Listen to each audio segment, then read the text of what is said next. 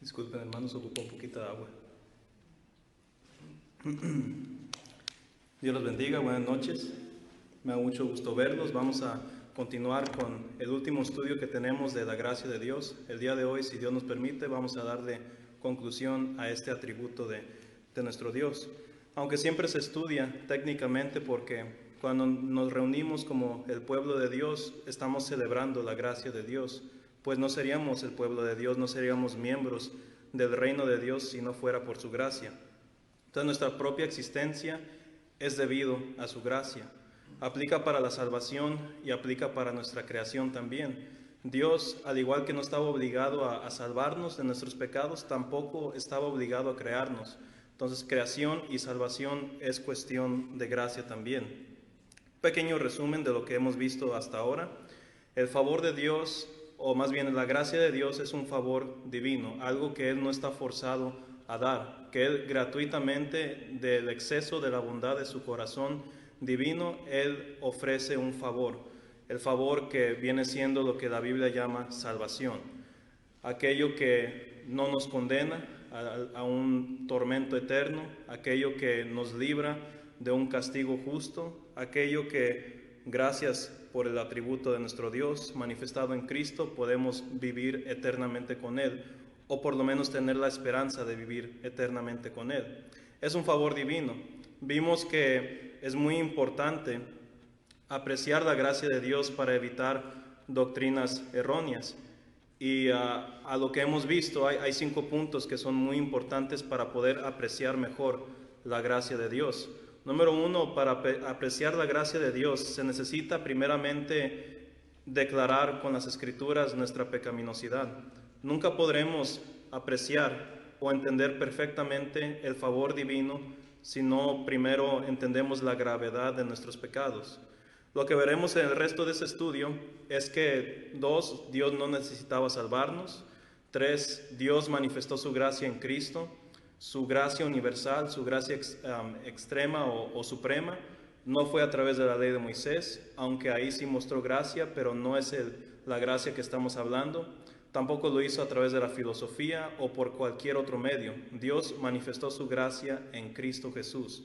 Y es declarado numerosas veces en el Nuevo Testamento y anunciado por los profetas del Antiguo Testamento también. Veremos también que el hombre no se puede salvar a sí mismo. Una vez que entendamos esto, será más fácil entender la gracia de Dios. Y por último, la gracia de Dios requiere una respuesta de nuestra parte.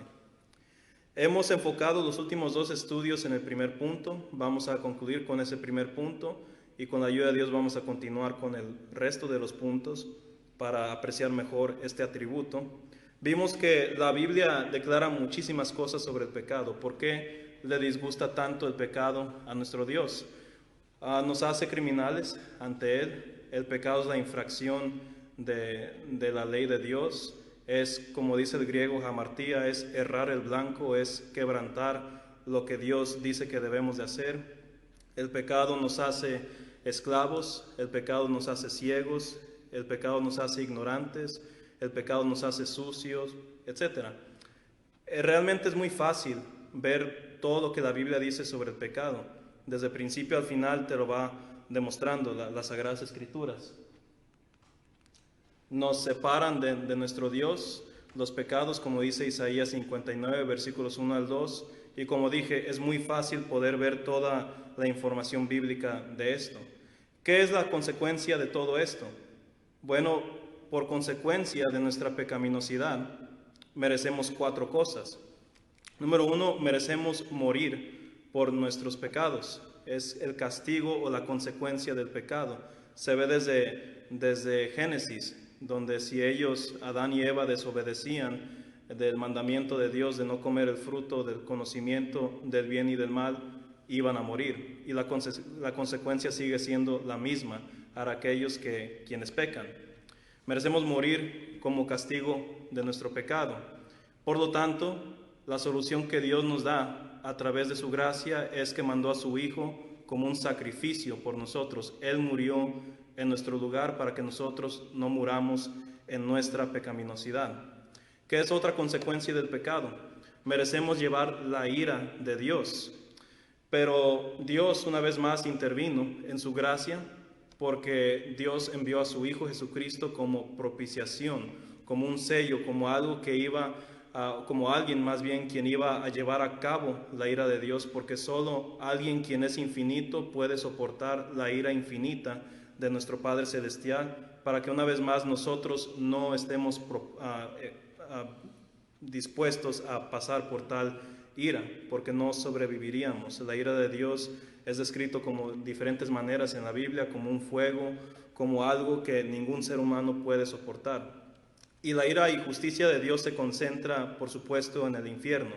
Ahí es donde está concentrado más esos aspectos del carácter de Dios. Y por lo tanto, en su gracia, Dios dio a su Hijo como un favor divino para que nosotros no pasemos por muerte, ni tampoco pasemos por ira, una ira divina y justa.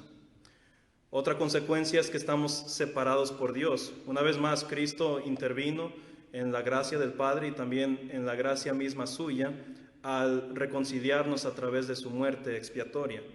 No había otro método para poder alcanzar esa reconciliación después de esa separación que causa el pecado. Y por último, vemos que nos lleva al cautiverio la pecaminosidad, y Cristo a través de su sangre nos libra de tal cautiverio o incluso de tal esclavitud para que podamos vivir una vida libre en la gracia de nuestro Dios. Es muy fácil definir el pecado porque, como dije, la Biblia te deja abundantemente claro lo que causa el pecado en el alma y en el cuerpo de la persona y cómo Dios ve a tal persona.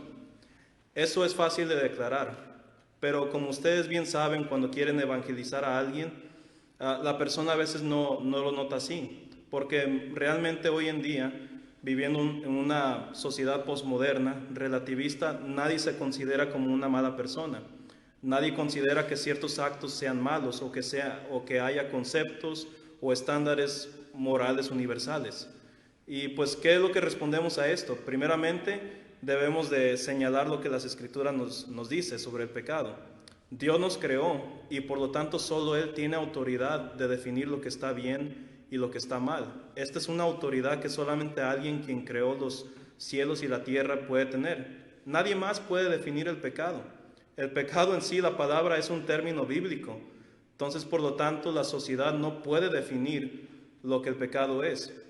Usted puede ser amable con una persona y decir, quizá usted piensa que el pecado es tal, pero al final de cuentas, lo que nos informa sobre el pecado y el quien nos define lo que es el pecado es nuestro Dios.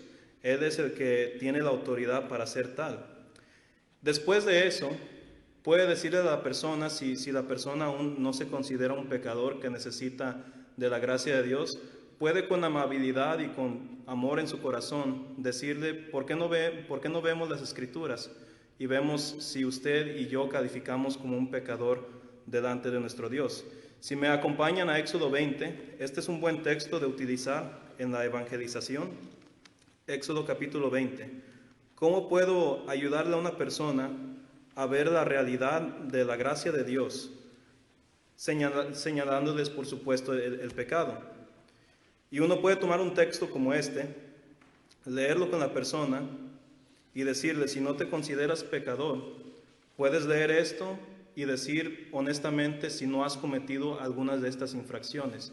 Este es un texto de muchos donde te da una lista de pecados, como por ejemplo en Gálatas 5 las obras de la carne y te da toda una lista, o Efesios capítulo 5 también y te da toda una lista de ciertas iniquidades. Estos son los 10 mandamientos. Sabemos que vivimos en el nuevo pacto, pero la realidad es que 9 de estos 10 mandamientos se repiten en el Nuevo Testamento porque los 9 de los 10 son de naturaleza moral o ética. Entonces puede leer con la persona este texto, y lo vamos a leer ahorita, y decirle a la persona, dígase en su corazón si no ha cometido ninguno de estos pecados y aún atrévese a llamarse que no ha pecado. Espero que el punto que estoy haciendo quede claro después de leerlo. Pero dice así, y habló Dios todas estas palabras diciendo, yo soy Jehová tu Dios, que te saqué de la tierra de Egipto, de casa de servidumbre. No tendrás dioses ajenos delante de mí, no te harás imagen ni ninguna semejanza de lo que esté arriba en el cielo, ni abajo en la tierra, ni en las aguas debajo de la tierra. No te inclinarás a ellas, ni las honrarás, porque yo soy Jehová tu Dios, fuerte, celoso, que visito la maldad de los padres sobre los hijos, hasta la tercera y cuarta generación de los que me aborrecen. Y hago misericordia a millares y a los que me aman y guardan mis mandamientos. No tomarás el nombre de Jehová tu Dios en vano, porque no dará por inocente Jehová al que tomare su nombre en vano. Acuérdate del día de reposo para santificarlo. 6 días trabajarás y harás toda obra, mas el séptimo día es reposo para Jehová tu Dios. No hagas en él obra alguna, tú, ni tu hijo, ni tu hija, ni tu siervo, ni tu criada, ni tu bestia, ni tu extranjero que está dentro de las puertas. Versículo 11, continuamos. Porque en 6 días hizo Jehová los cielos y la tierra, el mar y todas las cosas que en ellos hay, y reposo en el séptimo día. Por tanto, Jehová bendijo el día de reposo y los santificó. Honra a tu padre y a tu madre para que tus días se alarguen en la tierra que Jehová tu Dios te da. No matarás, no cometerás adulterio, no hurtarás, no hablarás contra tu prójimo falso testimonio. Y por último, no codiciarás la casa de tu prójimo, no codiciarás la mujer de tu prójimo, ni su siervo, ni su criada, ni su buey, ni su asno, ni cosa alguna de tu prójimo. Puede decirle al inconverso, leer todo lo que la Biblia dice sobre el pecado, como lo hemos hecho, y quizá la persona va a decir, aún no creo que pues sea pecador yo. Una vez más, tome este texto y dígale, dite a ti mismo, interrógate, examínate tú mismo y confiesa ante Dios en tu propio corazón si no has cometido alguna de estas iniquidades, si no has tenido imagen, si no has honrado a Dios como tu Creador y como tu Señor, si no has adulterado, si no has tenido tal y tal cosa, si no has honrado a tu padre y a tu madre. Y yo creo que cualquier persona que ha existido, que existe y que existirá, no va a ser impecable ante una sola lista de la Biblia que te dice una serie de mandamientos. Y lo mismo aplica con otros textos como Gálatas 5. Entonces, esta es una manera para demostrar la pecaminosidad del hombre, que el hombre por sí mismo, casi por naturaleza, peca, que va en contra de Dios. Y si uno quien puede estudiar los 10 mandamientos, que una vez más fue del antiguo pacto, pero que 9 de ellos se repiten en el Nuevo Testamento, uno puede observar, si divide los 10 mandamientos, los primeros 4 mandamientos se trata de una relación vertical con Dios y los restos son una relación horizontal con el prójimo, en otras palabras. El pecado en sí, muchas personas no se consideran pecadores porque piensan que las relaciones buenas interpersonales es lo único que necesita para ser salvo.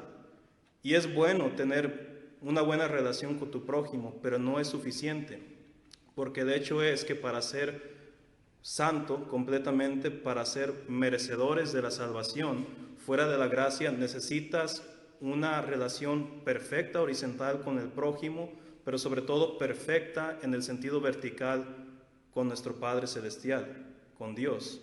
Y eso, queridos hermanos, nadie lo tiene. Entonces, este es un ejemplo para poder notar nuestra pecaminosidad, porque ese es, en mi opinión, el primer paso para apreciar la gracia de nuestro Dios. Se necesita entender que somos pecadores y que necesitamos salvación.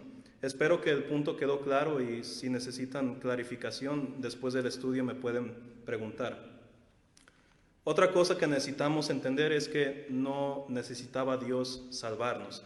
Primero notemos nuestra pecaminosidad y luego notemos que Dios no necesitaba sacarnos de estar estancados de la iniquidad. Si me acompañan a 2 de Pedro, capítulo 2, versículo 4. 2 de Pedro 2, versículo 4, el apóstol habla de un tema misterioso y bastante interesante de las Escrituras. Habla un poco sobre los ángeles. No creo que exista persona en el mundo que no le ha interesado el tema de los ángeles. Se ocupa mucho estudio y mucha madurez para poder sistematizar la información abundante de la angelología. Uno se pone a pensar en su origen, en su naturaleza, si existen tales cosas como rangos en los ángeles, Es difícil, uno tiene que examinar las palabras hebreas tanto como griegas para poder entender lo que la Biblia más o menos te da por pista de que dentro de los ángeles quizá exista un rango, y lo que la Biblia enseña es que hay querubines y que hay por lo menos un arcángel que se llama Miguel. Hay otro que solamente te da dos nombres personales la Biblia de ángeles, uno es el arcángel Miguel y el otro es Gabriel. Fuera de eso, la Biblia no te da ningún otro nombre. Los otros nombres que son reconocidos vienen por tradición, sean en el apócrifa o escritos en el periodo más o menos intertestamental, que no son inspirados por Dios o fueron canonizados por la Iglesia Católica. Hay mucho de qué hablar sobre el tema de los ángeles. Aquí el apóstol Pedro habla un poco sobre más o menos su origen, porque sabemos que Dios tiene ángeles, que Dios los creó, que los ángeles no estaban antes de la creación, sino son seres espirituales que fueron creados por Dios. No sabemos en qué punto exactamente, pero está dentro de la frase del versículo 1 de Génesis: en el principio creó Dios los cielos y la tierra. Ahí se aplica ahí los ángeles, porque los ángeles en sí no son inmutables como Dios, no poseen atributos divinos, son extremadamente fascinantes en las cualidades que tienen, como vemos en las Sagradas Escrituras. La Biblia habla mucho de los ángeles y sus capacidades, pero en sí no son divinos, como el Padre, como el Hijo y como el Espíritu Santo. Ellos tuvieron un comienzo, un principio, y ese principio se encuentra en Dios. Y dentro de ese principio, la Biblia no nos revela exactamente qué sucedió, pero lo que sí nos declara Job y Pedro, de lo que vamos a leer, es que dentro de ese principio, unos ángeles tomaron una decisión de rebelarse en contra de Dios. Y esto es lo que vamos a leer en 2 de Pedro 2, versículo 4. Dice así: porque si Dios no perdonó a los ángeles que pecaron, sino que arrojándolos al infierno, los entregó a prisiones de oscuridad para ser reservados al juicio. Entonces, la palabra original de infierno realmente debería ser tártaro, aquel compartimiento del Hades. Según el texto, y este texto se puede examinar por muchas horas, no es un texto sencillo. A veces cometemos el error de simplificar ciertas porciones de la Escritura. Este no es un texto sencillo, pero el punto que quiero hacer aquí es que en el principio hubo un momento donde los ángeles tuvieron una decisión, o más bien tomaron una decisión en conjunto con Satanás, que fue un ser creado por Dios también, de rebelarse en contra del Creador. Y aquí Pedro nos está diciendo que cuando tales seres celestiales tomaron esa decisión errónea de pecar o de irse en contra del Creador, Dios no los perdonó. Leámoslo otra vez. Porque si Dios no perdonó a los ángeles que pecaron, sino que arrojándolos al tártaro, los entregó a prisiones de oscuridad para ser reservados al juicio, y continúa dando ejemplos del tiempo de Noé, el apóstol Pedro. No hay que sobrecomplicarnos aquí con el punto. No quiero irme más allá de la angelología, quiero quedarme aquí en el tema de la gracia. ¿Qué es lo que debemos de aplicar aquí? Si Dios no está obligado a perdonar a tales ángeles, que yo no sé la cantidad, tuvieron que haber sido muchos, pero yo no sé la cantidad. Si no está obligado a perdonarlos, lo mismo aplica con el ser humano. Dios no necesitaba perdonarnos. Dios no estaba obligado a impartir su gracia hacia nosotros. No estaba obligado tampoco a mandar a su Hijo, ni derramar su Santo Espíritu en el día de Pentecostés y ponerlo como sello en el alma de cada cristiano. No está obligado a hacer nada de eso. Claro que como cuando estudiamos la santidad de Dios, su soberanía, pues la misma santidad de Dios y el exceso de bondad que Él tiene fue impulsado a salvar. Y desde antes de la creación vemos que si Él estaba dispuesto a crear, Dios a la vez estaba dispuesto a salvar. Porque si no, no hubiera creado, si no hubiera estado dispuesto a salvar. porque fue un acuerdo entre el Padre, el Hijo y el Espíritu Santo antes de la creación, de ser partícipes no solo de la creación, sino también de la salvación, que cada miembro de la eterna deidad iba a llevar a cabo una parte de la salvación. El Padre envió al Hijo, el Hijo murió por nuestros pecados y el Espíritu Santo fue derramado en Pentecostés y habita en el cristiano, en toda la iglesia. Pero no está obligado. Hay algunos que tratan de entender la grandeza del versículo y dicen quizá Dios no perdonó a estos ángeles porque ellos estando en la presencia de Dios no puede existir una iniquidad mayor que esa, que rechazaron la misma presencia de Dios y decidieron rebelarse con el diablo y por eso no los perdonó. Esa es una buena inferencia, pero la Biblia no nos dice por qué Dios no los salvó. Pero ese es el punto. Dios no quiso, o más bien no necesitaba salvarlos a ellos. Y lo mismo con nosotros. Y me quedo yo en mi propia experiencia y decir, Dios no necesitaba salvarme y aún así me salvó. No necesitaba crearme y aún así me creó. Y dígase lo mismo usted. No necesitaba crearme, no necesitaba salvarme y aquí estoy. Debo tomar ventaja del propósito y el privilegio de mi existencia y de mi vida cristiana. Esto le da valor a su vida, la gracia de Dios. No hay nada más que le dé valor. Fuera del conocimiento de Dios y del santo evangelio, yo no sé qué sería de nuestras vidas. La única esperanza es la muerte y la desintegración en convertirnos en polvo. No necesitaba salvarnos. Él decidió salvarnos a través de su gracia, su volición de mostrar su favor a nosotros. Continuamos con el siguiente punto. Dios manifestó su gracia en Cristo Jesús. Vamos a leer un texto aquí, Efesios 2, versículo 5. Efesios 2, versículo 5. Usted puede tomarle foto a la imagen de la pantalla para que pueda leer los otros textos. Aquí el punto es sencillo también, de que la Biblia te deja en claro que Dios, la concentración de que Dios puso en su gracia fue en su Hijo unigénito, quien estando en el seno del Padre se despojó a sí mismo para tomar nuestro lugar en la ira que merecíamos, en la muerte que merecíamos, en la separación que merecíamos para que nosotros tuviéramos salvación. Efesios 2, versículos 4 al 5, vamos a leer estos dos textos.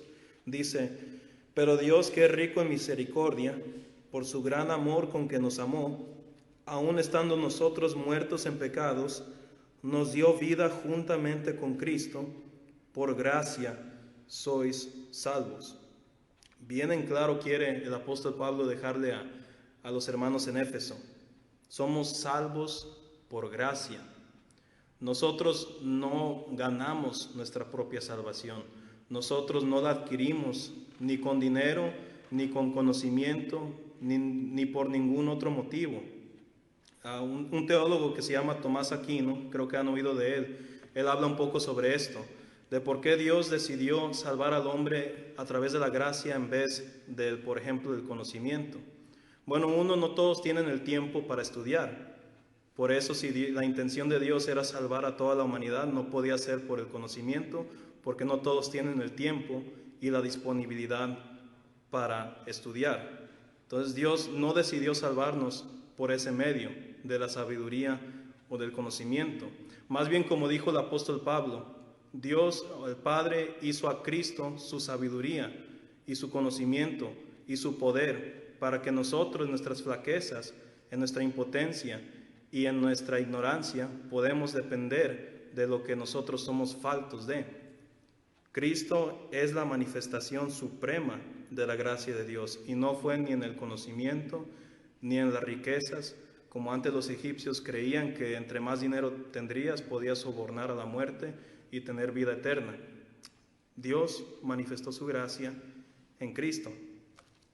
Esto nos lleva a un punto muy similar, que siempre se tiene que repetir en la doctrina de la gracia de Dios.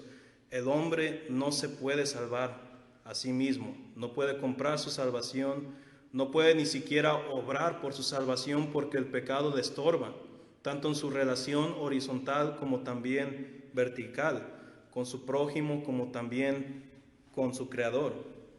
La gracia de Dios es, sin duda alguna, un componente central del Evangelio. Le quitas el ingrediente vital de la gracia en el Evangelio, ya no es Evangelio. Tal como si uno le quita un ingrediente vital a una receta, como por ejemplo, no sé, una cierta cantidad de azúcar en un postre, ya no es el postre porque le has quitado lo íntegro de tal receta. Y lo mismo con el Evangelio. El Evangelio, si me permiten describirlo así, es como una receta. Si le quitas un componente como la gracia de Dios, como la justicia de Dios, como Cristo, le quitas lo maravilloso que es la gracia de Dios. En el tiempo de la Reformación, y menciono a los protestantes no porque estoy de acuerdo con cada cosa que ellos predicaron, pero en sí fueron valientes porque se fueron en contra de la institución de la Iglesia Católica, que en ese entonces y todavía enseñaban y enseñan que la salvación se gana a través de las obras. Y muchos se lanzaron en contra de ellos y decían, no, es que la salvación es de gracia y solamente Cristo, y en el latín decían sola gratia o solos Christus. Y aunque ellos llevaron a cabo sus conclusiones muchas veces erróneas, lo primero que dijeron sí fue cierto. La Biblia nos enseña que la gracia de Dios o la salvación es enteramente basada en la gracia del Padre y en la persona y en la obra de Cristo Jesús. La humanidad se salva solamente por esos dos medios. Y casi es intercambiable, se puede utilizar estas frases, la gracia de Dios y la obra o persona de Cristo Jesús. Por último, hermanos, para concluir con el estudio, la gracia de Dios requiere una respuesta de nuestra parte. En este último punto, estoy rechazando la enseñanza de ciertos grupos denominacionales que proclaman que la salvación es universal, en el sentido de que no importa lo que hagas, ya eres salvo, seas cristiano o no. Estoy rechazando ahorita esa enseñanza. Eso no es bíblico. Por supuesto que la gracia de Dios es inmensa, así lo describe la Biblia, de eso no hay duda. Pero también es muy claro que Dios requiere una respuesta de nosotros ante su gracia. Y realmente solo hay dos opciones. O aceptas la gracia de Dios o la rechazas. Solamente hay dos opciones, hermanos. Y claro que muchos han intentado llevar a cabo una respuesta tibia hacia la gracia de Dios. La acepto, pero a la vez no la acepto.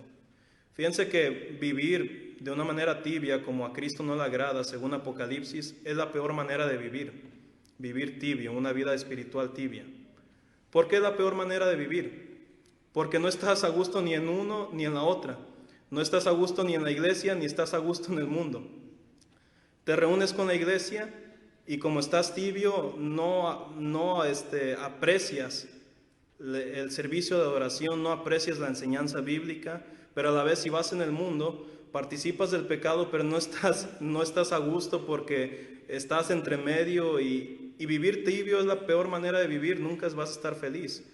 Por lo menos los que están fríos, y no digo que invito que la gente viva de una manera fría o fuera de Cristo, pero es el hecho, vivir tibio es la peor manera de vivir.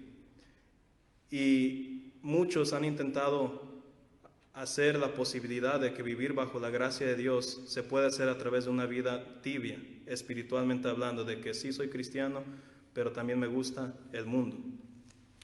Muchos erróneamente creen que la gracia de Dios es una oportunidad de pecar y hacer el mal sin ninguna consecuencia. Los que creen tal no podrían estar más equivocados. Pablo mismo ataca este estilo de pensar. Romanos 6, versículo 1 al 6. Romanos 6, versículos 1 al 6, si me acompañan ahí. Pablo critica el pensamiento de algunos en ese entonces que pensaban que como vivían bajo el favor divino en Cristo Jesús, que podían hacer realmente lo que querían sin ninguna consecuencia. Y la gracia de Dios no es eso, no es un free pass para hacer iniquidad o para hacer pecado. Fíjense las palabras del apóstol Pablo, que va en contra de la mentalidad de ese entonces e incluso de muchos que procuran vivir una vida cristiana según definida por el hombre, en vez de que sea definida por la Biblia. Dice Romanos 6, 1 al 6, ¿qué pues diremos? ¿Perseveraremos en el pecado para que la gracia abunde? Entonces, entre más peco, más gracia hay, por lo tanto no pasa nada si peco. ¿Qué dice Pablo en el versículo 2? En ninguna manera, porque los que hemos muerto al pecado, ¿cómo viviremos aún en él? ¿O no sabéis que todos los que hemos sido bautizados en Cristo Jesús, hemos sido bautizados en su muerte? Porque somos sepultados juntamente con él para muerte por el bautismo, a fin de que como Cristo resucitó de los muertos por la gloria del Padre, así también nosotros andemos en vida nueva. No una vida reciclada, no una vida híbrida de tibiedad, de entre mitad mundo, mitad cristianismo, una vida nueva en Cristo Jesús, una vida de continuo arrepentimiento, de continuo crecimiento y de continuos cambios que a nuestro Padre le agrada. 5 y 6, versículos 5 y 6 dice, porque si fuimos plantados juntamente con Él en la semejanza de su muerte, así también lo seremos en la de su resurrección. Sabiendo esto, que nuestro viejo hombre fue crucificado juntamente con Él, para que el cuerpo del pecado sea destruido, a fin de que no sirvamos más al pecado. Claro, hermanos, que el cristiano continúa luchando con la carne y en ocasiones peca. Es la realidad que nos dice el apóstol Juan en su primer capítulo en Primera de Juan.